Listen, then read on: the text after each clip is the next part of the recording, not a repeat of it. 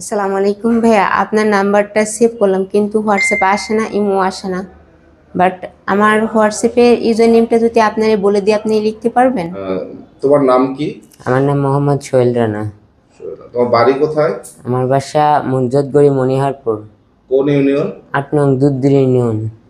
আচ্ছা, তুমি যে কালকে আমরা দাঁড়ায় দাঁড়ায় দূর থেকে গোপনে শুনতেছিলাম যে তুমি একজন মানুষের সাথে মেয়ে কণ্ঠে কথা বলতেছিলা।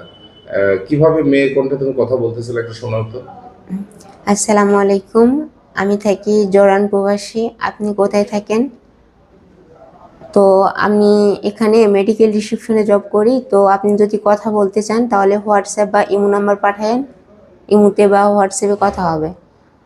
তারপরে ধরেন যে আপনার ওনারা নাম্বার দেয়, ওনারা নাম্বার দেওয়ার পরে আমরা যে ওয়েবটা ইউজ করি, ওই ওয়েবে ধরেন যে নাম্বারটা বসাই, বসানোর পরে ওনারা আবার কল দিই। কল দেওয়ার পরে আসসালামু আলাইকুম ভাইয়া, আপনার নাম্বারটা সেভ করলাম কিন্তু হোয়াটসঅ্যাপে আসে না, ইমো আসে না।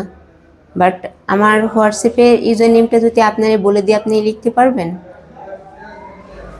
না হলে আপনি স্ক্রিন শেয়ার করুন, আমি দেখাই দিচ্ছি। আপনি ওখানে স্ক্রিনটা শেয়ার করেন, আমি দেখাই দিচ্ছি। ওখানে আমার ইউজার নেমটা বলতেছি, আপনি ওখানে ওঠান, তাহলে হোয়াটসঅ্যাপে অ্যাড হয়ে যাবে।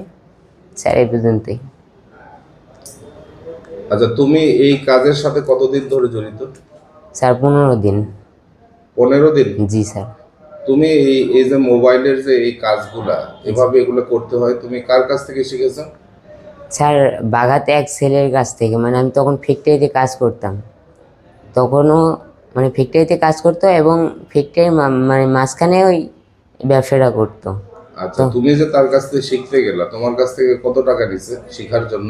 শিখার জন্য 7,000 টাকা নিছে। দিয়ে এখন তুমি পুরোপুরি শিখছো? স্যার হালকা পাতলা শিখছি, মানে যেটুকু শিখছি ওইটুকু দিয়েই চেষ্টা করছি স্যার। আচ্ছা, এই বিদেশি শুধু না আমাদের দেশের মানুষদেরকেও এভাবে ইয়ে করো? স্যার বিদেশি খালি। দেশের মানুষদের করো না? না স্যার।